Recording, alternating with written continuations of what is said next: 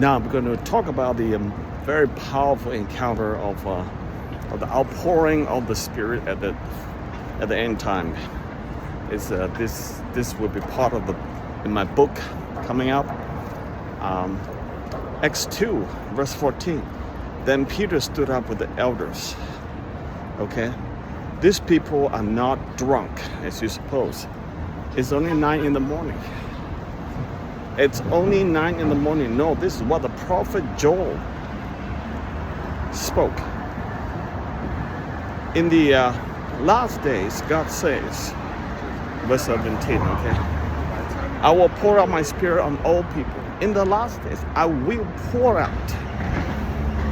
In the redemptive historical act of God, in the redemptive historical work of God, the last day began at the crucifixion of Christ and the resurrection of Christ, and therefore the launch of the first church on the day of Pentecost.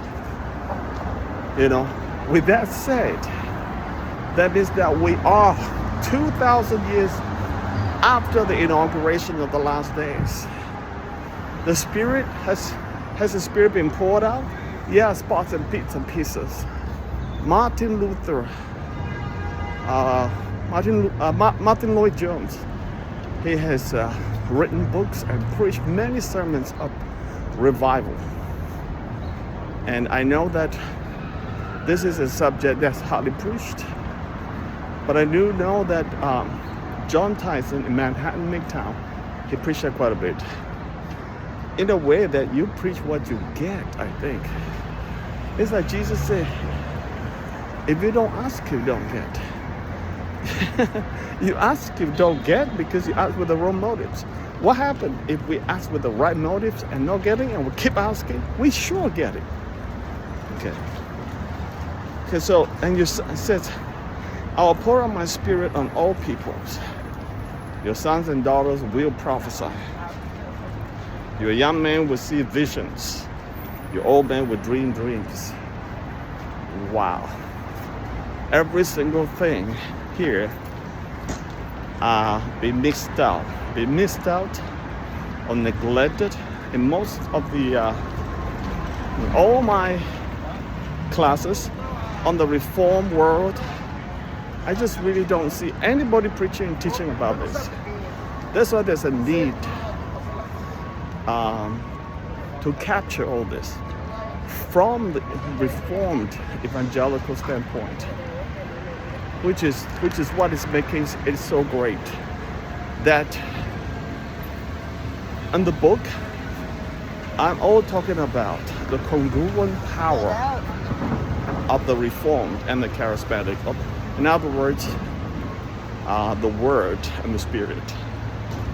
So what does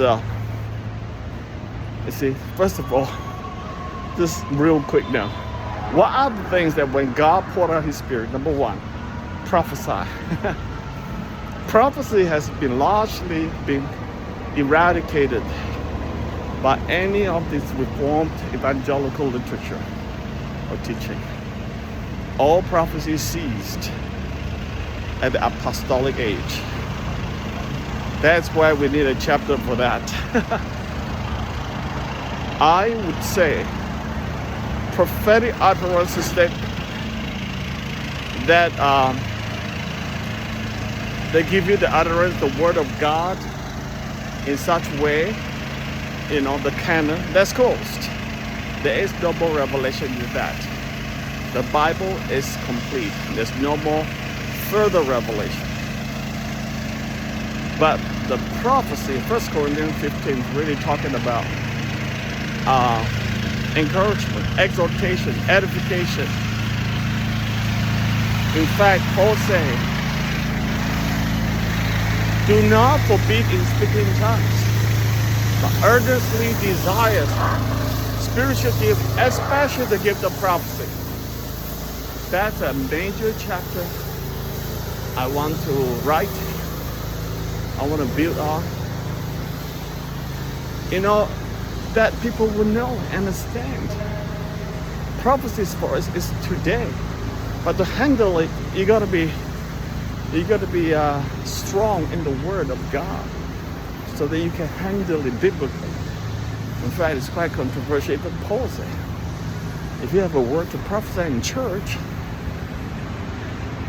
take a number, wait in line, you know. And prophecy also has to be tested. All this means all the more prophecy should be continued. Paul wrote so much that don't stop prophecies.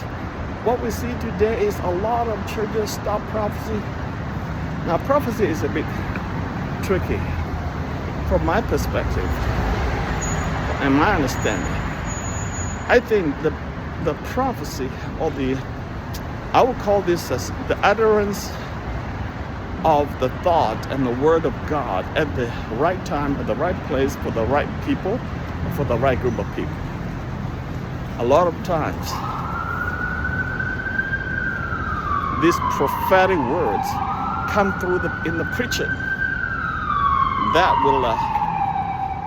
will really just, I would say that's the most effective and common way of prophetic utterances.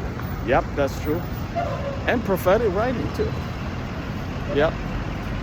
You see, the charismatic understanding of prophecy is just utterances at the point of time in church. That too. But a lot of churches, Reformed world, have called that gift a cessation of gift, which I disagree. You know, it has not ceased. You're going to remove the entire chapter of 1 Corinthians 15 and a whole bunch of other verses, even Acts chapter 2. You know, you're going to remove them. Now, of course, I have read some of the theology against that. Why is it called cessation? Etc. I will not go into that. There'll be another day, another time. I say, young men will see visions, old men will dream dreams. Okay? So this is video 1. This is already 7 minutes. I'll move on to the video 2.